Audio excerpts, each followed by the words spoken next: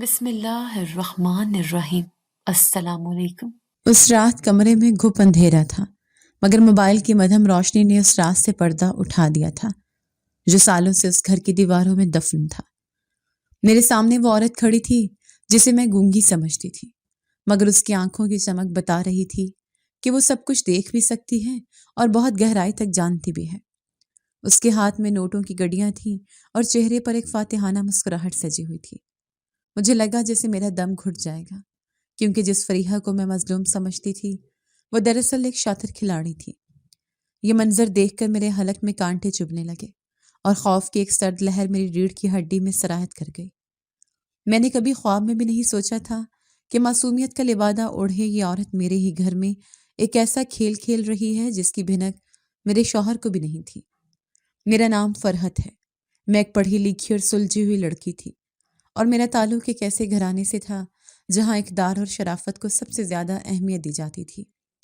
میری شادی فاحد کے ساتھ ہوئی، جو کہ ایک بہت ہی محنتی اور مخلص انسان تھے۔ فاحد کے گھر میں ان کے علاوہ صرف ان کی ایک بہن فریحہ تھی۔ شادی کے ابتدائی دنوں میں مجھے فاحد نے بتایا تھا کہ ان کی فیملی بہت مختصر ہے۔ فاحد نے شادی کی پہلی رات ہی بڑی سنجیدگی سے مجھے کہا تھا، فرحت، میرے لیے میری بہن فریحہ سب کچھ ہے۔ وہ گونگی ہے اور دنیا کی ہیر پھیر نہیں سمجھتی، اس لیے تمہیں اس کا بہت خیال رکھنا ہوگا۔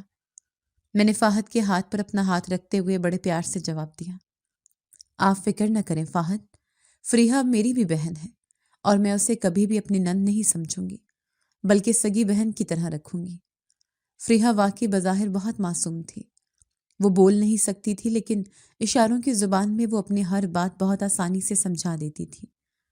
اس کا زیادہ تر وقت اپنے کمرے میں ہی گزرتا تھا اور وہ گھر کے کاموں میں بھی میری مدد کرانے کی کوشش کرتی تھی۔ لیکن شادی کے کچھ عرصے بعد میں نے ایک بہت عجیب بات نوٹ کی۔ فریحہ کے کمرے میں اکثر عورتوں کا آنا جانا لگا رہتا تھا۔ شروع میں مجھے لگا کہ شاید یہ اس کی سہیلیاں یا پرانی جاننے والی ہوں گی، لیکن عجیب بات یہ تھی جو بھی عورت آتی وہ رات وہیں رکتی تھی۔ ایک رات جب ایک انجان عورت گھر آئی تو مجھ سے رہا نہ گیا۔ میں باورچی خانے میں فاحد کے لیے چائے بنا رہی تھی جب وہ عورت خاموشی سے فریحہ کے کمرے میں داخل ہوئی۔ میں چائے کا کپ لے کر فاحد کے پاس گئی اور ان کے پہلو میں بیٹھ گئی۔ میں نے بڑی نرمی سے پوچھا، فاحد، یہ جو عورتیں اکثر فریحہ آپی سے ملنے آتی ہیں، یہ کون ہوتی ہیں؟ مجھے یہ کوئی رشتہ دار تو نہیں لگتی، کیونکہ شکلیں تو بالکل اجنبی ہوتی ہیں۔ میرے سوال پر فاحد کے چہرے کے تاثرات ایک دم بدل گئے۔ انہوں نے چائے کا کپ میز پر زور سے رکھا اور ماتھے پر بل ڈالتے ہوئے بولے، فرحت، میں تمہیں پہلے بھی بتا چکا ہوں کہ فریحہ کی اپنی ایک دنیا ہے۔ یہ اس کی پرانی سہیلیاں ہیں جو اس کا دل بہلانے آتی ہیں۔ تم خواہ شک کیوں کرتی ہو؟ ان کے لہجے میں چھپی جھنجھلاہٹ نے مجھے حیران کر دیا۔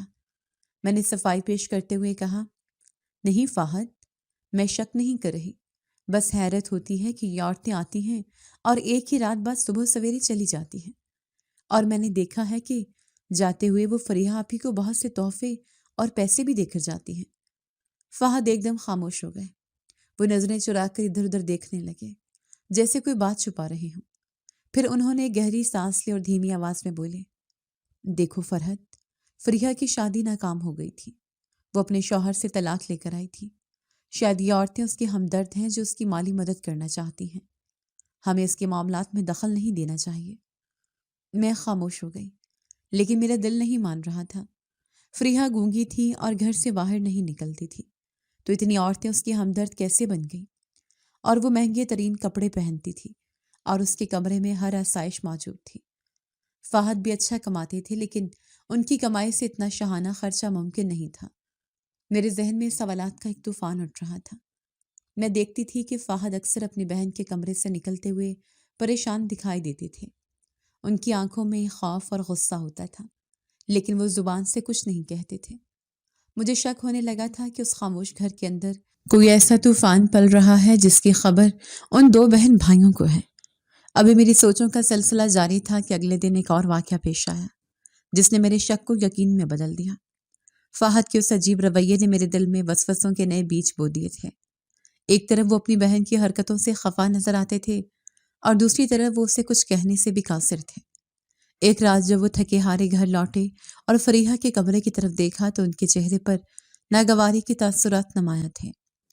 मैं पानी का गिलास लेकर उनके पास पहुंची और हिम्मत करके पूछ ही लिया, फाहद, अगर आपको फरीहा आपी का तरीकाकार या उनका यूं लोगों से मिलना जुलना पसंद नहीं है तो आप उन्हें मना क्यों नहीं कर देते? आखिर आप घर के सरबराह हैं और वो आपकी छोटी बहन है। फाहद ने पानी का गिलास मेरे हाथ से लिया और एक ही सांस में पी गए। फिर उन्होंने गिलास मेज पर रखते हुए मेरी आंखों में देखा। उनकी आंखों में एक अजीब सी बेबसी थी। देखो फरहत, कुछ मजबूरियां इंसान के हाथ पांव बांध देती हैं। मैंने अपने मरते वक्त माँ से वादा किया था कि मैं फरीहा का हमेशा ख्याल रखूंगा और उसे कभी घर से नहीं निकालूंगा। बस इसी वादे की जंजीर ने मुझे जकड़ रखा है, वरना मैं एक पल भी ये बर्दाश्त न करता। मैं हैरान थी कि ये कैसा वादा था जिसने फाहद जैसे समझदार इंसान को इतना बेबस कर दिया था। फरीहा अकेली रहती थी, 5 वक्त की नमाजी थी और बज़ाहिर किसी को अच्छा बुरा नहीं कहती थी। फिर फाहद उससे इतने बदजन क्यों थे? ये सवाल मेरे जहन में बार बार उठता था, मगर मुझे कोई जवाब नहीं मिलता था। इसी तरह वक्त का पहिया घूमता रहा और मेरी शादी को 1 साल मुकम्मल हो गया। इस दौरान मेरी और फाहद की जिंदगी में सब कुछ ठीक था, सवाए उससे एक बात की कि हम अभी तक औलाद की नेमत से महरूम थे। मैंने कई बार फाहद से डॉक्टर के पास जाने की बात की, मगर वो हर बार टाल जाते। एक दिन दोपहर के वक्त फरीहा घर पर नहीं थी। वो मुझे इशारों में समझा कर गई थी कि वो किसी ज़रूरी काम से बाहर जा रही है। मैं घर के कामकाज में मसरूफ थी कि दरवाजे पर दस्तक हुई।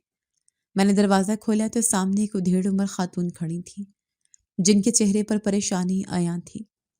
मैंने उनसे पूछा, जी आपको किससे मिलना है? उस खातून ने बड़ी आजिज़ी से जवाब दिया, बेटी, क्या फरीहा बीबी घर पर हैं? मैं बहुत दूर से उनका नाम सुनकर आई हूँ। मैंने उन्हें बताया कि वो घर पर नहीं है, लेकिन मेरे दिल में तजस्सुस जागा कि आखिर ये औरत क्यों आई है। आप खैरियत से तो हैं अम्मा जी? आप उनसे क्यों मिलना चाहती हैं? औरत की आंखों में उम्मीद की एक किरण जागी और वो जज्बाती होकर बोली, बेटी, तुम शायद नहीं जानती कि तुम्हारी नंद के हाथ में अल्लाह ने कितनी शफा रखी है। वो बांझ जोड़ों का इलाज करती है। जिस औरत ने भी उनसे इलाज करवाया, अल्लाह ने उसकी गोद हरी कर दी। मैं भी अपनी बहू के लिए आई थी कि शायद उसका भी भला हो जाए। उस औरत की ये बात सुनकर मैं हक्का बक्का रह गई। मेरे पैरों तले से जमीन निकल गई। फरीहा और बांझपन का इलाज, ये कैसे मुमकिन था? मैंने हैरिस से पूछा, क्या वाकई आप सच कह रही हैं? फरीहा आप इलाज करती हैं? हाँ बेटी, ये बात तो दूर दूर तक मशहूर है। सूरजनगर का शायद ही कोई ऐसा घर होगा जहां उनकी वजह से खुशी ना आई हो। बस एक रात कमल होता है और अल्लाह करम कर देता है। मेरा दिमाग चकराने लगा। अगर फरीहा इतना नेक काम कर रही थी तो फाहद मुझसे ये बात क्यों छुपाते रहे और वो इस काम से नाराज क्यों थे? क्या फाहद को इल्म नहीं था कि मैं खुद भी 1 साल से इस उम्मीद में हूं कि मेरे आंगन में भी किसी बच्चे की कलकारियां गूंजें? मेरे दिल में फौरन ये ख्याल आया कि जब पूरी दुनिया उससे फैज़याब हो रही है तो मैं क्यों महरूम हूँ। मैंने उसी वक्त फैसला कर लिया कि मैं आज ही फरीहा से बात करूंगी। उस औरत के जाने के बाद मैं बेचैनी से फरीहा का इंतज़ार करने लगी। मेरे दिल में उम्मीद का एक नया चिराग रोशन हो चुका था, मगर मुझे खबर नहीं थी कि ये चिराग रोशनी नहीं बल्कि एक ऐसी आग लेकर आएगा जो मेरे हंसते बसते घर को जलाकर राख कर देगी। मैं दरवाजे के पास खड़ी बेचैनी से फरीहा का इंतज़ार कर रही थी, जबकि वो औरत ड्राइंग रूम में बैठी तस्बीह पढ़ रही थी। कुछ ही देर में फरीहा घर में दाखिल हुई। उसने स्याह रंग की बड़ी सी चादर ओढ़ रखी थी और हाथ में एक भारी बैग था। मुझे देखते ही उसने सवालिया नजरों से देखा और फिर उस औरत की तरफ मतवज्जो हो गई, जो उसे देखते ही एहतराम से खड़ी हो गई थी। औरत ने आगे बढ़कर फरीहा के हाथ चूमने की कोशिश की, मगर फरीहा ने फौरन हाथ पीछे खींच लिया और चेहरे पर संजीदगी तारी कर ली। मैं वहीं खड़ी रह गई। मेरे दिल में अजीब सी हलचल थी। मैंने सोचा कि आखिर ये कौन सा दम या वजीफा है जो बंद कमरे में पूरी रात चलता है। सुबह सवेरे जब मेरी आंख खुली तो मैंने देखा कि वो औरत फरीहा के कमरे से निकल रही थी। उसके चेहरे पर एक अजीब सी ताजगी और इत्मीनान था। फरीहा उसे दरवाजे तक छोड़ने आई। वो औरत जाते जाते फरीहा को दुआएं दे रही थी। अल्लाह तुम्हें खुश रखे बीबी, तुमने मेरी वीरान गोद के लिए जो उम्मीद जगाई है अल्लाह उसे पूरा करे। उसके जाने के बाद घर में फिर से वही मामूल की खामोशी छा गई। मैंने फरीहा से पूछने की कोशिश की कि वो क्या इलाज करती है, مگر اس نے اپنے ہونٹوں پر انگلی رکھ کر مجھے خاموش رہنے کا اشارہ کیا اور مسکرا کر اپنے کام میں لگ گئی۔ کچھ ہفتے ہی گزرے تھے کہ وہی عورت دوبارہ ہمارے گھر آئی۔ اس بار اس کے ہاتھ میں مٹھائی کا بڑا سا ڈبہ تھا۔ اس کا چہرہ خوشی سے تمتما رہا تھا۔ اس نے آتے ہی مجھے گلے لگا لیا اور جذباتی آواز میں بولی، بیٹی مبارک ہو، اللہ نے میری سن لی، میں امید سے ہوں۔ ڈاکٹر نے بھی تصدیق کر دی ہے، یہ سب تمہاری نند کے دم کا اثر ہے۔ واقعی اس کے ہاتھ میں بہت شفا ہے۔ یہ سن کر میں ہکا بکا رہ گئی۔ میرے کانوں پر یقین کرنا مشکل ہو رہا تھا۔ 1 سال سے میں ڈاکٹروں کے چکر لگا لگا کر تھک چکی تھی، اور یہاں میرے اپنے گھر میں ایسا مسیحا موجود تھا جس کی ایک رات کی دعا یا علاج نے اس عورت کی قسمت بدل دی تھی۔ اس عورت نے ڈھیروں دعائیں دیں اور مٹھائی کا ڈبہ رکھ کر چلی گئی۔ اس رات جب فاہد گھر آئے تو مجھ سے رہا نہ گیا۔ کھانا کھاتے وقت میں نے بڑی امید سے ان کی طرف دیکھا اور دل کی بات لبوں پر لی آئی۔ فاہد، آج وہ عورت آئی تھی جو پچھلے ماہ علاج کروانے آئی تھی، وہ امید سے ہو گئی ہے۔ آپ کی بہن کے ہاتھ میں واقعی کوئی کرشمہ ہے۔ میرا بھی دل چاہتا ہے کہ ہمارے ہاں اولاد ہو۔ میں نے فیصلہ کیا ہے کہ میں بھی فریحہ آپی سے علاج کرواؤں گی۔ میری بات ابھی مکمل بھی نہیں ہوئی تھی کہ فاہد کے ہاتھ سے نوالا پلیٹ میں گر گیا۔ انہوں نے غضبناک نظروں سے میری طرف دیکھا۔ ان کا چہرہ غصے سے سرخ ہو رہا تھا اور پیشانی کی رگیں تن گئی تھیں۔ خبردار فرحت، اگر تم نے دوبارہ ایسی بات بھی منہ سے نکالی، میں تمہیں سختی سے منع کر رہا ہوں کہ تم فریحہ کے کمرے میں علاج کے لیے ہرگز نہیں جاؤ گی اور نہ ہی اس سے اس بارے میں کوئی بات کرو گی۔ میں ان کی اس شدید رد عمل پر کانپ گئی۔ لیکن فاہد، کیوں؟ جب باقی عورتوں کو فائدہ ہو رہا ہے تو مجھے کیوں روک رہے ہیں؟ کیا آپ نہیں چاہتے کہ ہم ماں باپ بنیں؟ فاہد اپنی کرسی سے کھڑے ہو گئے اور انگلی اٹھا کر تنبیہ کرتے ہوئے بولے، میں نے جو کہہ دیا سو کہہ دیا۔ تم اس معاملے سے دور رہو گی۔ اگر مجھے پتا چلا کہ تم اس کے کمرے میں علاج کے غرض سے گئی ہو تو مجھ سے برا کوئی نہیں ہوگا۔ یہ کہہ کر وہ پیر پٹکتے ہوئے کمرے سے باہر نکل گئے۔ میں وہیں بیٹھی روتی رہی۔ مجھے سمجھ نہیں آ رہا تھا کہ فاہد آخر کیوں نہیں چاہتے کہ میں ان کی بہن سے علاج کرواؤں۔ کیا وہ مجھ سے اولاد نہیں چاہتے، یا پھر اس علاج میں کوئی ایسا راز تھا جو وہ مجھ سے چھپا رہے تھے؟ میرے دل میں فاہد کے لیے بدگمانی پیدا ہونے لگی کہ شاید وہی ہماری بے اولادی کی وجہ ہے اور اپنی خامی چھپانے کے لیے مجھے روک رہے ہیں۔ اگلی صبح ناشتے کی میز پر خاموشی کا راج تھا۔ فاہد خاموشی سے چائے پی رہے تھے اور میں ان کے چہرے کے تاثرات پڑھنے کی کوشش کر رہی تھی۔ بالآخر مجھ سے رہا نہ گیا اور میں نے اپنی پلیٹ میں چمچ رکھتے ہوئے ان سے مخاطب ہوئی، فاہد، میں نے رات آپ کی بات مان لی تھی اور خاموش ہو گئی تھی، لیکن میرا دل ابھی تک مطمئن نہیں ہے۔ آپ مجھے کوئی ٹھوس وجہ کیوں نہیں بتاتے؟ آخر اس کمرے میں ایسا کیا ہوتا ہے جو میں نہیں دیکھ سکتی؟ فاہد نے چائے کا کپ میز پر رکھا اور گہری نظروں سے مجھے دیکھا۔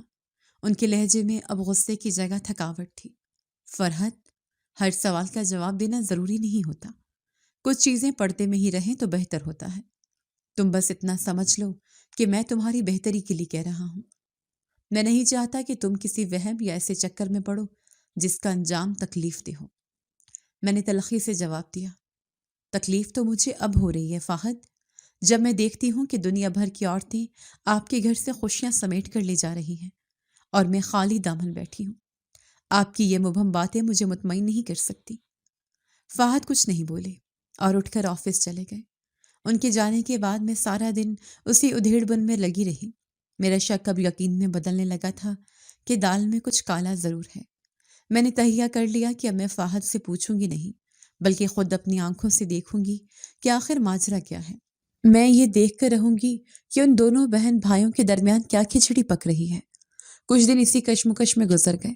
میں موقع کی تلاش میں تھی کہ کب مجھے اکیلے اس راز کو جاننے کا موقع ملے، اور پھر قدرت نے مجھے وہ موقع فراہم کر دیا۔ ایک شام فاہد گھر آئے تو ان کے ہاتھ میں ایک چھوٹا بیگ تھا۔ انہوں نے مجھے بتایا، فرحت، مجھے آفس کے کام کے سلسلے میں دوسرے شہر جانا پڑ رہا ہے۔ وہاں ایک ضروری میٹنگ ہے، اس لیے مجھے 2 دن لگ جائیں گے۔ میں پرسوں شام تک واپسی کروں گا۔ یہ سن کر میرے دل کی دھڑکن تیز ہو گئی۔ یہ میرے لیے سنہری موقع تھا۔ مجھے اپنی خوشی چھپانے کے لیے بہت کوشش کرنی پڑی۔ میں نے مصنوعی اداسی سے کہا، اچھا، اتنی اچانک جا رہے ہیں آپ؟ خیر، آپ جائیں، میں اپنا خیال رکھ لوں گی۔ آپ کو میری فکر کرنے کی ضرورت نہیں ہے۔ فہد کے جانے کے بعد مجھے ایک عجیب سی آزادی کا احساس ہوا۔ اب گھر میں صرف میں اور فریحہ تھے۔ مجھے معلوم تھا کہ آج رات بھی ایک کلائنٹ آنے والی ہے۔ فریحہ نے مجھے اشاروں میں بتا دیا تھا کہ مہمان کے لیے کھانے کا انتظام کرنا ہے۔ شام ہوتے ہی وہی معمول دہرایا گیا۔ ایک نئی عورت آئی جو کافی امیر کبیر گھرانے کی لگ رہی تھی۔ فریحہ اسے لے کر اپنے کمرے میں چلی گئی اور کنڈی لگا لی۔ میرے ذہن میں ایک منصوبہ تیار تھا۔ اب میں دروازے کے سوراخوں سے جھانکنے یا کان لگانے کی کوشش نہیں کروں گی، کیونکہ اس سے کچھ واضح نہیں ہوتا تھا۔ میں نے سوچ لیا تھا کہ کل رات مجھے کچھ بڑا کرنا ہوگا۔ مجھے ٹیکنالوجی کا سہارا لینا ہوگا۔ فہد کے جانے سے مجھے یہ تسلی ہو گئی تھی کہ اب مجھے کوئی روکنے والا نہیں ہے۔ میں نے ارادہ کر لیا کہ کل رات میں کسی نہ کسی طرح فریحہ کے کمرے میں اپنا موبائل چھپا دوں گی اور ویڈیو ریکارڈنگ پر لگا دوں گی۔ میں دیکھنا چاہتی تھی کہ وہ کون سا عمل ہے جو ایک ہی رات میں بنجر زمین کو ہرا بھرا کر دیتا ہے۔ مجھے کیا معلوم تھا کہ میرا یہ تجسس مجھے زندگی کے کس خوفناک موڑ پر لا کھڑا کرے گا۔ شام کی دھندلاہٹ پھیلتے ہی میری بے چینی عروج پر پہنچ گئی تھی۔ فہد ابھی تک دوسرے شہر میں تھے اور یہی وہ وقت تھا جب مجھے اپنا آخری داؤ کھیلنا تھا۔ میں نے اپنے موبائل کی میموری خالی کی اور اسے سائلنٹ موڈ پر لگا دیا۔ میرا منصوبہ بہت خطرناک تھا۔ اگر فریحہ آپی نے مجھے موبائل رکھتے ہوئے دیکھ لیا تو شاید وہ اسی وقت فہد کو فون کر دیتی اور میرا بنا بنایا کھیل بگڑ جاتا۔ مگر اس راز کو جاننا میری زندگی اور موت کا مسئلہ بن چکا تھا۔ میں کانپتے ہاتھوں سے چائے کی ٹرے اٹھا کر فریحہ آپی کے کمرے کی طرف بڑھی۔ وہ آئینے کے سامنے کھڑی اپنے لمبے بالوں میں کنگھی کر رہی تھی۔ مجھے شیشے میں دیکھ کر وہ مسکرائیں، مگر ان کی مسکراہٹ میں مجھے اب وہ پرانی معصومیت نہیں بلکہ عیاری نظر آ رہی تھی جو میرے دل کو دہلا رہی تھی۔ میں نے خود کو نارمل رکھنے کی اداکاری کرتے ہوئے کہا، آپی میں آپ کے لیے چائے لائی ہوں۔ آج رات بھی کوئی مہمان آنے والی ہے کیا؟ میں نے ڈرائنگ روم صاف کر دیا ہے تاکہ انہیں کوئی تکلیف نہ ہو۔ فریحہ نے اس بات میں سر ہلایا اور اپنے ہاتھوں کے اشارے سے مجھے سمجھایا کہ ہاں، ایک بہت ضروری کیس آنے والا ہے اور مجھے ان کی خاطر تواضع کا خیال رکھنا ہے۔ میں نے موقع غنیمت جانا اور ٹرے کو بیڈ کی سائڈ ٹیبل پر رکھتے ہوئے جان بوجھ کر کمرے کا جائزہ لینے لگی۔ آپی یہ گلدان یہاں کونے میں ٹھیک نہیں لگ رہا، میں اسے ذرا سامنے والی الماری کے اوپر سیٹ کر دوں؟ وہاں زیادہ اچھا لگے گا۔ فریحہ نے لاپرواہی سے کندھے اچکائے اور دوبارہ آئینے میں خود کو سنوارنے میں مشغول ہو گئی۔ میرا دل سینے سے باہر آنے کو تھا۔ میں نے جلدی سے وہ گلدان اٹھا کر سامنے والی الماری کے اوپر رکھا جو بیڈ کے بالکل سامنے تھی، اور بڑی پھرتی سے اپنا موبائل اس گلدان اور دیوار کے درمیان اس طرح ٹکایا کہ کیمرے کا رخ سیدھا بیڈ کی طرف رہے۔ میں نے ایک نظر ڈال کر یقین دہانی کر لی کہ موبائل بظاہر نظر نہیں آ رہا اور ریکارڈنگ کا بٹن دبا دیا۔ میں ابھی کمرے سے نکلنے ہی والی تھی کہ باہر دروازے کی گھنٹی بجی۔ میں بری طرح چونک گئی۔ فریحہ نے مجھے گھورتے ہوئے جلدی سے دروازہ کھولنے کا اشارہ کیا۔ میں تیز قدموں سے باہر گئی اور مین گیٹ کھولا۔ سامنے ایک نوجوان لڑکی کھڑی تھی جس کا چہرہ آنسوں سے بھیگا ہوا تھا اور وہ کافی گھبرائی ہوئی لگ رہی تھی۔ اس نے ہچکیاں لیتے ہوئے مجھ سے پوچھا، کیا یہ بی بی جی کا گھر ہے؟ مجھے انہوں نے بلایا ہے۔ میری شادی کو 5 سال ہو گئے ہیں اور سسرال والے مجھے کل گھر سے نکالنے کی دھمکیاں دے رہے ہیں۔ مجھے بتایا گیا ہے کہ یہاں آنے سے گود ہری ہو جاتی ہے۔ خدا کے لیے میری مدد کرے۔ اس کی حالت دیکھ کر مجھے اس پر بہت ترس آیا۔ وہ بیچاری انجان لڑکی یہ نہیں جانتی تھی کہ وہ جس امید کے سہارے یہاں آئی ہے وہاں بند دروازوں کے پیچھے کیا ہونے والا ہے۔ میں نے اپنے جذبات پر قابو پاتے اسے تسلی دی۔ ہاں، یہ وہی گھر ہے، آپ حوصلہ رکھیں، آپ اندر آ جائیں، فریحہ بھی آپ کا ہی انتظار کر رہی ہیں۔ میں اسے لے کر فریحہ کے کمرے تک گئی۔ فریحہ نے آگے بڑھ کر بڑے تپاک سے اس لڑکی کو گلے لگایا اور پھر مجھے سختی سے کمرے سے باہر جانے کا اشارہ کیا۔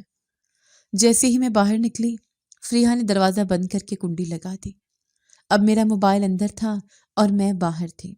میرا دل کر رہا تھا کہ میں چیخ چیخ کر اس لڑکی کو روک لوں، مگر میں ایسا نہیں کر سکتی تھی کیونکہ مجھے فہد کو دکھانے کے لیے ٹھوس ثبوت چاہیے تھے۔ میں اپنے کمرے میں آ کر بیٹھ گئی، مگر ایک پل کو بھی چین نہیں آ رہا تھا۔ میں سوچ رہی تھی کہ اس وقت اس بند کمرے میں کیا ہو رہا ہوگا، کیونکہ ہمیشہ کی طرح کوئی آواز باہر نہیں آ رہی تھی۔ کیا وہ واقعی کوئی جادو کر رہی ہے یا کوئی دوا پلا رہی ہے؟ گھڑی کی ٹک ٹک میرے اعصاب پر ہتھوڑے برسا رہی تھی۔ صبح کی اذانیں ہو رہی تھیں مگر میری آنکھوں میں نیند کا نام و نشان نہیں تھا۔ میں ساری رات کروٹیں بدلتی رہی تھی اور میرا دل اسی گلدان میں اٹکا ہوا تھا جس کے پیچھے میرا موبائل ایک ایسا راز محفوظ کر رہا تھا جو میری زندگی میں طوفان لانے والا تھا۔ جیسے ہی روشنی پھیلی میں فوراً بستر سے اٹھی اور دروازے کی طرف لپکی۔ کمرے کا دروازہ کھلا اور وہ لڑکی لڑکھڑاتے قدموں کے ساتھ باہر نکلی۔ اس کی حالت ایسی تھی جیسے وہ نشے میں ہو یا اسے زبردستی جگایا گیا ہو۔ میں نے آگے بڑھ کر اسے سہارا دیا اور اس کا بازو تھامتے ہوئے پوچھا، خیریت تو ہے بہن؟ تمہاری چال میں اتنی لڑکھڑاہٹ کیوں ہے؟ کیا رات کو تم سو نہیں سکی تھی؟ اس لڑکی نے بوجھل پلکیں اٹھا کر میری طرف دیکھا اور بہت دھیمی آواز میں بولی، پتہ نہیں باجی، آپ کی نند نے مجھے پانی میں دم کر کے کچھ پلایا تھا جس کے پیتے ہی مجھ پر غنودگی چھا گئی تھی۔ مجھے بس اتنا یاد ہے انہوں نے میرے سر پر ہاتھ پھیرے تھے اور پھر میری آنکھ اب کھلی ہے۔ اس کی بات سن کر میرا شک یقین میں بدلنے لگا کہ یہ کوئی روحانی دم نہیں بلکہ کوئی نشہ آور چیز تھی۔ میں نے اپنے جذبات پر قابو پایا اور اسے مین گیٹ تک چھوڑنے گئی۔ جاؤ بہن، اللہ خیر کرے گا، بس گھر جا کر آرام کرنا۔ میں نے اسے رخصت کیا اور فوراً پلٹ کر فریحہ آپی کے کمرے کی طرف آئی۔ فریحہ آپی دروازے میں کھڑی جوائیاں لے رہی تھیں۔ ان کے چہرے پر تھکاوٹ تھی مگر آنکھوں میں ایک عجیب سا سکون تھا۔ میں نے اپنے چہرے پر مسکراہٹ سجاتے ہوئے ان سے پوچھا، آپی آپ بہت تھکی ہوئی لگ رہی ہیں، لائے میں آپ کا بستر ٹھیک کر دوں اور کمرے کی صفائی کر دوں تاکہ آپ آرام سے ناشتہ کر سکیں۔ فریحہ نے فوراً نفی میں سر ہلایا اور ہاتھ کے اشارے سے مجھے منع کرتے ہوئے سمجھایا، نہیں ابھی رہنے دو، میں پہلے واش روم جا رہی ہوں نہانے کے لیے، تم بس ناشتہ تیار کرو، میں خود ہی کمرہ سمیٹ لوں گی۔ یہ کہہ کر وہ تولیہ اٹھا کر واش روم کی طرف بڑھ گئی۔ جیسے ہی واش روم کا دروازہ بند ہونے کی آواز آئی میرے دل کی دھڑکن بے ترتیب ہو گئی۔ یہ وہی لمحہ تھا جس کا مجھے انتظار تھا۔ میں بلی کی طرح دبے پاؤں کمرے میں داخل ہوئی۔ میری نظریں سیدھی اس الماری کے اوپر رکھے گلدان پر گئیں۔ میں نے جلدی سے کرسی کھینچی اور اس پر چڑھ کر کانپتے ہاتھوں سے گلدان کے پیچھے ہاتھ ڈالا۔ میرا موبائل وہیں موجود تھا۔ میں نے اسے اٹھایا اور جلدی سے سکرین آن کر کے دیکھا۔ ریکارڈنگ چل رہی تھی۔ میں نے فوراً ریکارڈنگ بند کی اور موبائل اپنی قمیض کی جیب میں چھپا لیا۔ میرا جسم پسینے سے شرابور ہو رہا تھا۔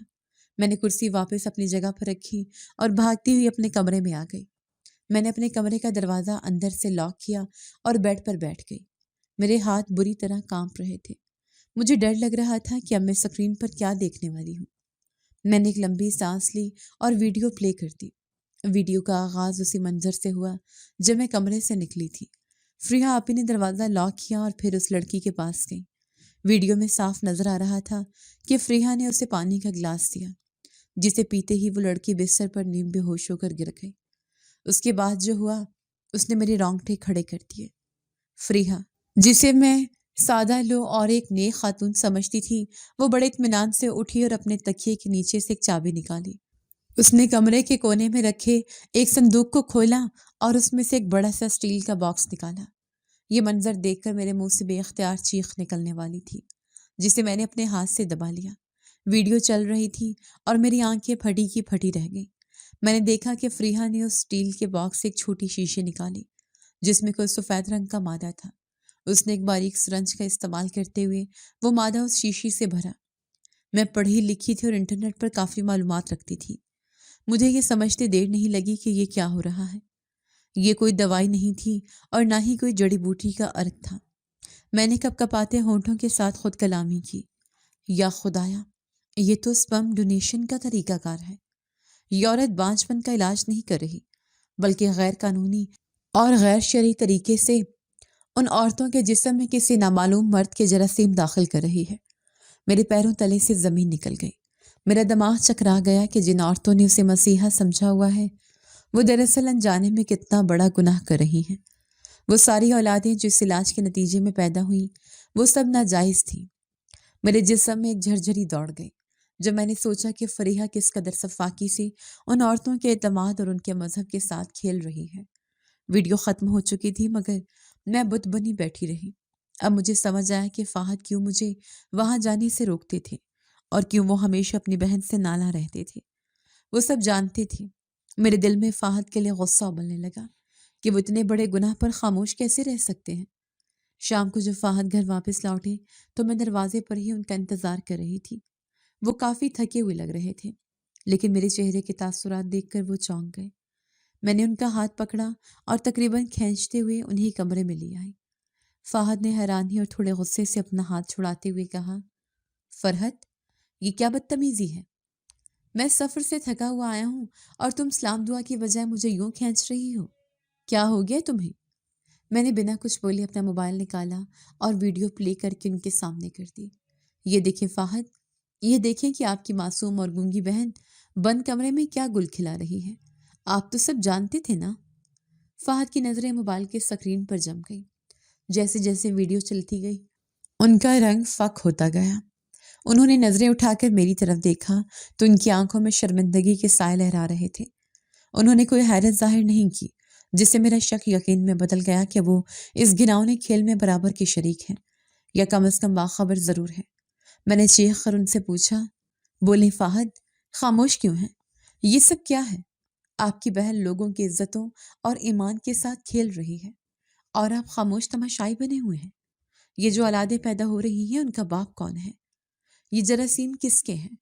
فہد نے سر جھکا لیا اور انتہائی کمزور لہجے میں بولے، میں جانتا تھا فرحت، میں جانتا تھا کہ تم ایک نہ ایک دن یہ سب جان لو گی، اسی لیے میں تمہیں اس کے سائے سے بھی دور رکھنا چاہتا تھا۔ یہ عورت جو کچھ کر رہی ہے وہ میرے بس سے باہر ہے۔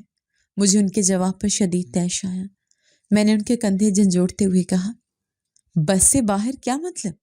آپ اس گھر کے مرد ہیں، آپ اسے روک سکتے تھے۔ یہ گناہ کبیرہ ہے فہد، آپ لوگوں کو کیا منہ دکھائیں گے؟ میں آج ہی پولیس کو فون کر رہی ہوں اور یہ ویڈیو دکھا کر اس کا کچا چھٹا کھول دوں گی۔ میں جیسے ہی نمبر ملانے لگی فہد نے جھپٹ کر میرا موبائل چھین لیا۔ ان کے چہرے پر خوف طاری تھا۔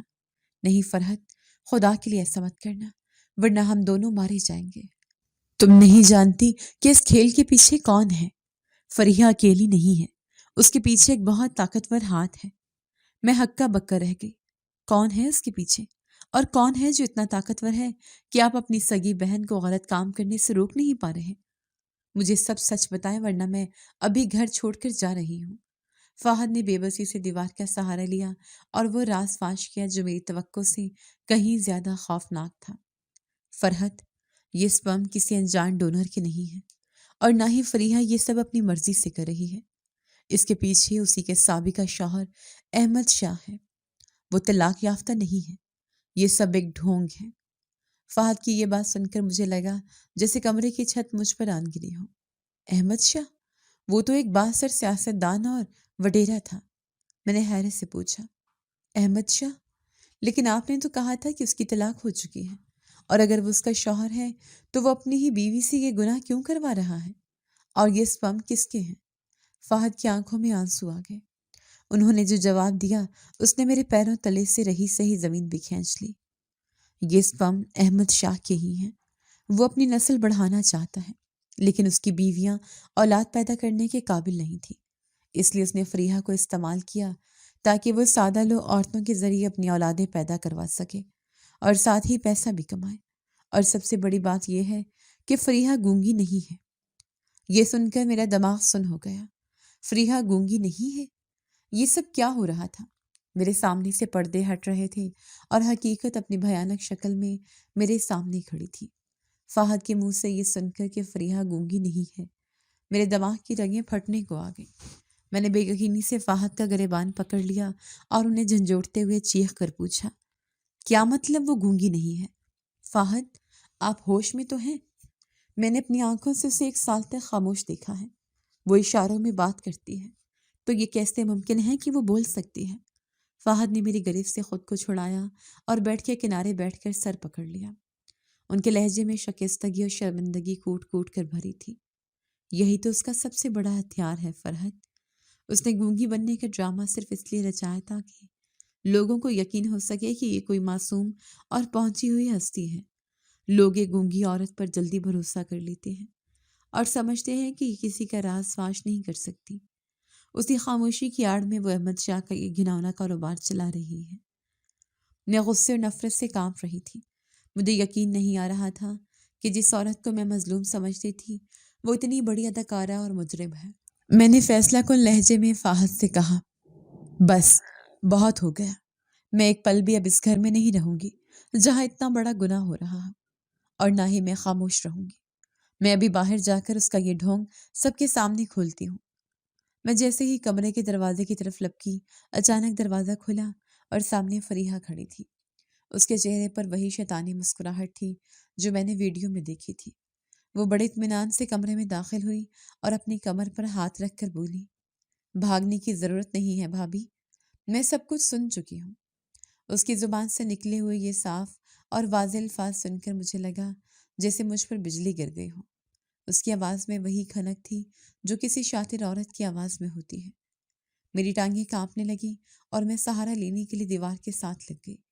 میں نے ہکلاتے ہوئے کہا، تم واقعی بول سکتی ہو؟ تمہیں خدا کا خوف نہیں آیا اتنا بڑا دھوکہ دیتے ہوئے؟ فریحہ نے کہکا لگایا جو کمرے کی خاموشی میں گونج اٹھا۔ اس کی آنکھوں میں شرم نام کی کوئی چیز نہیں تھی۔ خوف کیسے بھابھی؟ میں تو ان دکھی عورتوں کی مدد کر رہی ہوں جنہیں معاشرہ بانجھ کہہ کر تانے دیتا ہے۔ احمد شاہ کی دولت اور میرا طریقہ کار ان کے گھروں کو آباد کر رہا ہے، تو اس میں حرجی کیا ہے؟ مجھے اس کی ڈٹائی پر گھن آنے لگی۔ میں نے نفرت سے اس کے چہرے پر تھوکنے والے انداز میں کہا، اسے مدد نہیں حرام کاری کہتے ہیں۔ تم ان معصوم عورتوں کو دھوکے سے زنا پر مجبور کر رہی ہو، اور وہ بیچاری سمجھتی ہیں کہ یہ کوئی روحانی علاج ہے۔ تم عورت کے نام پر دھبا ہو۔ فریحہ کا چہرہ غصے سے سرخ ہو گیا۔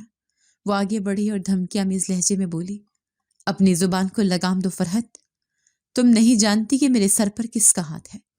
احمد شاہ اگر چاہے تو تمہیں اور تمہارے شوہر کو زندہ زمین میں گاڑ دے۔ بھائی نے تمہیں منع کیا تھا کہ میرے معاملات سے دور رہو، مگر تم باز نہیں آئی۔ اب اگر تم نے منہ کھولا تو انجام کی ذمہ دار تم خود ہوگی۔ فاحد جب تک خاموش سر جھکائے بیٹھے تھے اچانک کھڑے ہو گئے۔ انہوں نے فریحہ کا ہاتھ جھٹکتے ہوئے سخت لہجے میں کہا، بس کرو فریحہ، میں اپنی بیوی کو کچھ نہیں ہونے دوں گا۔ میں تمہاری دھمکیوں سے ڈر کر اب تک چپ رہا، لیکن اب پانی سر سے گزر چکا ہے۔ فریحہ نے حقارت سے ہم دونوں کو دیکھا۔ تم کچھ نہیں کر سکتے بھائی، تم کمزور ہو۔ تم جانتے ہو کہ احمد شاہ تمہیں برباد کر دے گا۔ بہتر یہی ہے کہ اپنی بیوی کو سمجھا لو کہ یہ سب بھول جائے اور اپنی زندگی جیے، ورنہ جو ویڈیو اس نے بنائی ہے وہ اس کی موت کا پروانہ بھی بن سکتی ہے۔ یہ کہہ کر وہ پیر پٹکتی ہوئی کمرے سے باہر نکل گئی۔ اس کے جانے کے بعد کمرے میں موت کا سا سکوت چھا گیا۔ میں فاحد کی طرف مڑی اور ان کا ہاتھ تھام لیا۔ میری آنکھوں میں آنسو تھے، مگر میرا ارادہ پکا تھا۔ فاحد، اب ہمارے پاس دو ہی راستے ہیں، یا تو ہم بھی اس گناہ میں شریک ہو جائیں اور خاموش رہیں، یا پھر خدا پر بھروسہ کر کے سچ کا ساتھ دیں۔ میں اس گندگی میں نہیں رہ سکتی۔ آپ کو فیصلہ کرنا ہوگا کہ آپ احمد شاہ سے ڈرتے ہیں یا خدا سے۔ فاحد نے میری آنکھوں میں دیکھا۔ ان کے اندر خوف اور ایمان کی جنگ چل رہی تھی۔ کچھ لمحوں کی خاموشی کے بعد انہوں نے گہری سانس لی اور میری پیشانی چومتے ہوئے بولے، تم ٹھیک کہہ رہی ہو فرحت، میں بہت ڈرپوک بنا رہا، لیکن اب نہیں۔ میں مزید اس گناہ کا بوجھ نہیں اٹھا سکتا، چاہے احمد شاہ کچھ بھی کر لے، ہم اس کا مقابلہ کریں گے۔ فاحد کی بات نے مجھے حوصلہ دیا۔ ہم نے اسی وقت فیصلہ کیا کہ اب ہمیں خاموش نہیں بیٹھنا چاہیے، اس کی کوئی بھی قیمت کیوں نہ چکانی پڑے، مگر ہمیں بہت احتیاط سے قدم اٹھانا تھا، کیونکہ دشمن بہت طاقتور تھا۔ مجھے نہیں معلوم تھا کہ اگلی صبح ہمارے لیے کیا قیامت لانے والی تھی، مگر مجھے اتنا یقین تھا کہ اب حق اور باطل کی جنگ شروع ہو چکی ہے۔ کمرے میں خوف کی فضا تھی، لیکن اس بار خوف پر ہمارا عزم بھاری پڑ رہا تھا۔ فاحد نے تیزی سے الماری کھولی اور اپنی گاڑی کی چابیاں نکالی۔ ان کے ماتھے پر پسینہ چمک رہا تھا، مگر ہاتھوں میں لرزش نہیں تھی۔ انہوں نے میری طرف دیکھا اور بہت مضبوط لہجے میں کہا، فرحت، اپنا موبائل سنبھال کر رکھو۔ یہ وہ واحد ہتھیار ہے جو ہمیں ان درندوں سے بچا سکتا ہے۔ ہمیں ابھی اور اسی وقت تھانے جانا ہوگا، کیونکہ صبح تک کا انتظار ہمارے لیے جان لیوا ثابت ہو سکتا ہے۔ میں نے جلدی سے چادر اوڑھی اور موبائل کو مضبوطی سے مٹھی میں دبا لیا۔ میرے دل میں دھڑکا لگا ہوا تھا کہ کہیں فریحہ نے باہر کا دروازہ بند نہ کر دیا ہو۔ ہم جیسے ہی کمرے سے باہر نکلے، لاؤنج میں صوفے پر فریحہ ٹانگ پر ٹانگ رکھے بیٹھی تھی۔ اس کے ساتھ ایک بھاری بھرکم شخص بیٹھا تھا، جسے دیکھتے ہی فاحد کے قدم رک گئے۔ وہ احمد شاہ تھا۔ احمد شاہ نے ہمیں دیکھتے ہی ایک طنزیہ کہکا لگایا اور اپنی مونچھوں کو تاؤ دیتے ہوئے بولا، ارے فاہد میاں، اتنی رات گئے بیوی کو لے کر کہاں بھاگنے کی تیاری ہے؟ کیا تمہیں لگا کہ تم میرے گھر میں نقب لگاؤ گے اور مجھے خبر نہیں ہوگی؟ فہد نے مجھے اپنے پیچھے چھپایا اور احمد شاہ کی آنکھوں میں آنکھیں ڈال کر گرجدار آواز میں بولا، یہ میرا گھر ہے احمد شاہ، اور میں یہاں سے بھاگ نہیں رہا بلکہ تمہیں قانون کے کٹہرے میں لانے کی تیاری کر رہا ہوں۔ تمہارا یہ گھناؤنا کھیل اب ختم ہو چکا ہے۔ فریحہ اپنی جگہ سے اٹھی اور زہریلی مسکراہٹ کے ساتھ میری طرف اشارہ کرتے ہوئے بولی، دیکھا احمد، میں نہ کہتی تھی یہ لڑکی بہت چالاک ہے، اس نے میری ویڈیو بنا لی ہے۔ اس سے پہلے کہ یہ تھانے پہنچے ان سے وہ موبائل چھین لو۔ احمد شاہ کا چہرہ ایک دم سخت ہو گیا۔ وہ دھیرے سے اٹھا اور ہماری طرف بڑھنے لگا۔ اس کے ہر قدم کے ساتھ میرا دل حلق میں آ رہا تھا۔ اس نے ہاتھ آگے بڑھاتے ہوئے حکم دیا، چپ چاپ وہ موبائل میرے حوالے کر دو بی بی، ورنہ میں بھول جاؤں گا کہ تم میرے سالے کی بیوی ہو۔ مجھے اپنا کاروبار اپنی عزت سے زیادہ عزیز ہے۔ میں نے ڈرنے کی بجائے موبائل مزید مضبوطی سے پکڑ لیا اور ہمت مجتمع کر کے چیخ کر بولی، ہرگز نہیں، میں مر جاؤں گی مگر یہ ثبوت تمہیں نہیں دوں گی۔ تم نے ان معصوم عورتوں کی زندگیوں سے کھیلا ہے، اللہ تمہیں کبھی معاف نہیں کرے گا۔ فہد نے احمد شاہ کو دھکا دیا اور اسے پیچھے ہٹنے پر مجبور کر دیا۔ خبردار جو میری بیوی کی طرف قدم بھی بڑھایا۔ احمد شاہ، تم شاید بھول رہے ہو کہ میں نے اس ویڈیو کی ایک کاپی اپنے دوست کو ای میل کر دی ہے۔ اگر ہمیں کچھ بھی ہوا تو وہ ویڈیو پورے سوشل میڈیا پر وائرل ہو جائے گی۔ فہد کا یہ جھوٹ تیر کی طرح نشانے پر لگا۔ احمد شاہ اور فریحہ کے چہروں پر ہوائیاں بکھر گئیں۔ وہ دونوں ایک لمحے کے لیے ٹھٹک گئے۔ فہد نے اسی موقع کا فائدہ اٹھایا اور میرا ہاتھ پکڑ کر مین گیٹ کی طرف دوڑ لگا دی۔ احمد شاہ پیچھے سے چیخا، پکڑو انہیں، یہ زندہ باہر نہ جانے پائے۔ مگر تب تک ہم مین گیٹ کھول کر باہر نکل چکے تھے۔ فہد نے پھرتی سے گاڑی کا دروازہ کھولا اور مجھے اندر دھکیلا۔ ہم نے گاڑی سٹارٹ کی اور ایک جھٹکے سے گاڑی سڑک پر دوڑا دی۔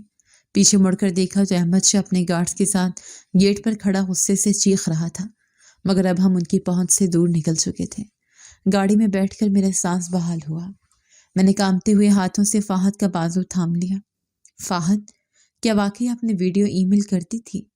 فہد نے ڈرائیونگ کرتے ہوئے میری طرف دیکھا اور گہری سانس خارج کرتے ہوئے بولے، نہیں فرحت، وہ صرف ایک داؤ تھا تاکہ ہم وہاں سے نکل سکیں، لیکن اب ہمیں فوراً پولیس اسٹیشن پہنچنا ہے۔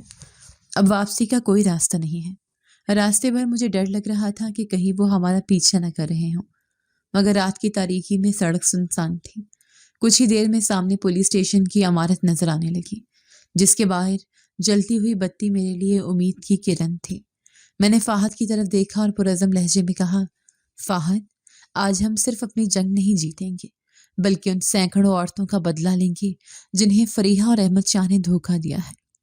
فہد نے اس بات میں سر ہلایا اور گاڑی پولیس اسٹیشن کی گیٹ کے اندر موڑ دی۔ ہاں فرحت، اب انصاف ہوگا، چاہے وہ کتنا ہی بااثر کیوں نہ ہو۔ قانون اور ثبوت کے آگے اس کی طاقت نہیں چلے گی۔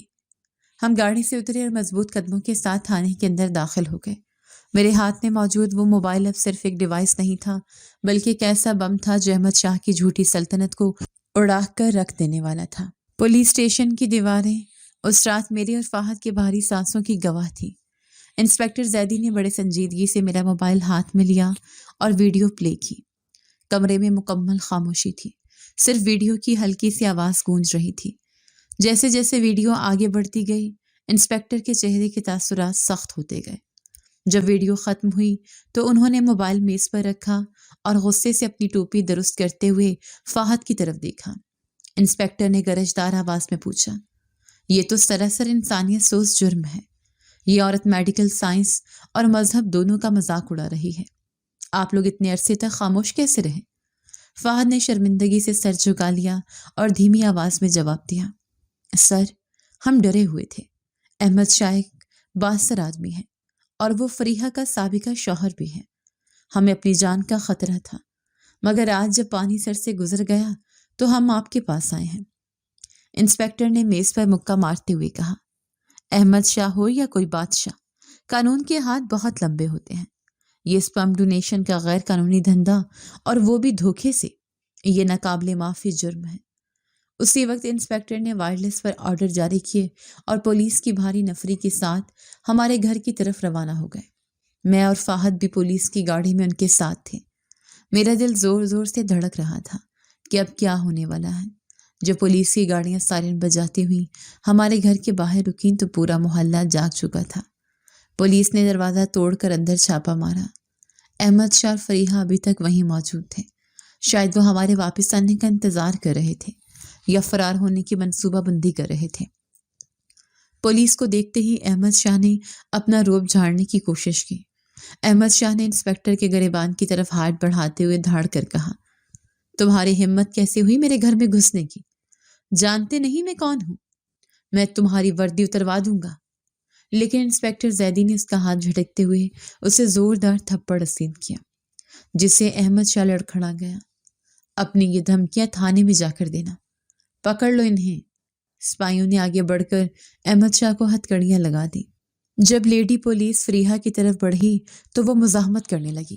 اس نے پولیس والوں کو دھکا دیا اور چیخ کر بولی، چھوڑو مجھے، میں نے کچھ نہیں کیا، یہ سب جھوٹ ہے۔ فریحہ کی آواز سن کر وہاں موجود تمام سپاہی اور پڑوسی جو گھر کے باہر جمع تھے دنگ رہ گئے۔ سب اسے گونگی سمجھتے تھے، مگر آج خوف نے اس کی زبان کھول دی تھی۔ اس کا بھید سب کے سامنے کھل چکا تھا۔ فہد نے افسوس بھری نظروں سے اپنی بہن کو دیکھا اور نم آنکھوں سے بولے، تمہاری زبان آج کھل ہی گئی فریحہ۔ کاش تم یہ زبان سچ بولنے کے لیے استعمال کرتی تو آج یہ ذلت نہ دیکھنی پڑتی۔ پولیس نے گھر کی تلاشی لی اور وہ سٹیل کا باکس، انجیکشنز اور تمام ریکارڈز برآمد کر لیے جو ان کے جرم کو ثابت کرنے کے لیے کافی تھے۔ احمد شاہ اور فریحہ کو گاڑی میں ڈالا گیا اور تھانے لے جایا گیا۔ اگلے چند دنوں میں یہ خبر پورے شہر میں جنگل کی آگ کی طرح پھیل گئی۔ اخبارات اور ٹی وی چینل پر اسی اسکینڈل کا چرچا تھا۔ گونگی پیڑنے کا فراڈ اور بانجھ پن کے علاج کے نام پر گھناؤنا کھیل جیسی سرخیاں ہر جگہ گردش کر رہی تھیں۔ تفتیش کے دوران یہ بات ثابت ہو گئی کہ فریحہ اور احمد شاہ مل کر سینکڑوں بے اولاد جوڑوں کو دھوکہ دے چکے تھے۔ ڈی این اے ٹیسٹ نے تصدیق کر دی کہ پیدا ہونے والے بچوں کا تعلق ان کے قانونی باپ سے نہیں بلکہ احمد شاہ کے سپرم سے تھا۔ یہ ان خاندانوں کے لیے قیامت سے کم نہیں تھا جنہوں نے اولاد کی آس میں اپنی نسل ہی مشکوک کر لی تھی۔